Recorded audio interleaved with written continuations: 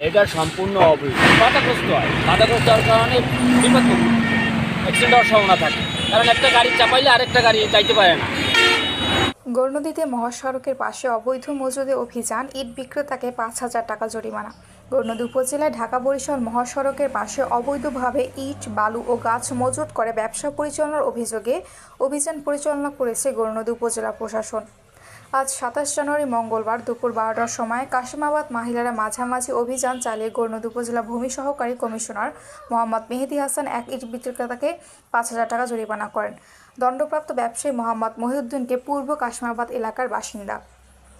অভিযানকালে মহাসড়কের পাশে জনদুর্ভোগ ও যান চলাচলে বিঘ্ন সৃষ্টি করে ব্যবসা পরিচালনার প্রমাণ পাওয়া গেলে তাৎক্ষণিকভাবে অর্থদণ্ড আরোপ করা হয়। একই সঙ্গে অভিযুক্তর কাছ থেকে মুচলেকা নেওয়া হয়, ভবিষ্যতে আর কখনও রাস্তার পাশে বসে কোনো ধরনের ব্যবসা পরিচালনা করবেন না। উপজেলা প্রশাসন আরও যে মহাসড়কটি এটি আসলে একটি দুর্ঘটনাপ্রবণ একটা রাস্তা। প্রায় সময় আপনি দেখতে পারেন দুর্ঘটনা ঘটে। এর অন্যতম একটি কারণ হচ্ছে আমাদের রাস্তার দুধারে অনেক সময় গাছ বা ইটের ব্যবসা পরিচালনা করা হয়।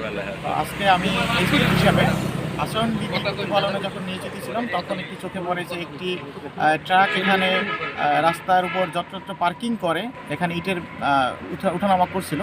তো তাকে আমি তাৎক্ষণিক আইনের আওতায় নিই এবং সড়ক পরিবহন আইন ২০১৮ ধারা মোতাবেক তাকে আমরা ৫,০০০ টাকা জরিমানা ধার্য করি এবং তার কাছ থেকে মুচলেকা নিয়েছি। যদি এটা অনুসরণ না করে পরবর্তীতে তার বিরুদ্ধে আরও কঠোর আইনানুগ ব্যবস্থা নেওয়া হবে এবং আমাদের এই অভিযান অব্যাহত থাকবে। ধন্যবাদ। সড়ক নিরাপত্তা ও জনস্বার্থে এ ধরনের অভিযান অব্যাহত থাকবে। মহাসড়কের পাশে অবৈধ মজুদ ও ব্যবসার বিরুদ্ধে কঠোর ব্যবস্থা নেওয়া হবে বলেও সতর্ক করা হয়।